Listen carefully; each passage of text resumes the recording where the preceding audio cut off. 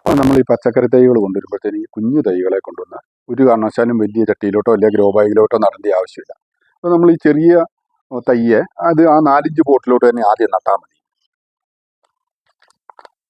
ആണ്. അപ്പോൾ ഇത് നിറയെ റൂട്ടും ഉണ്ട്.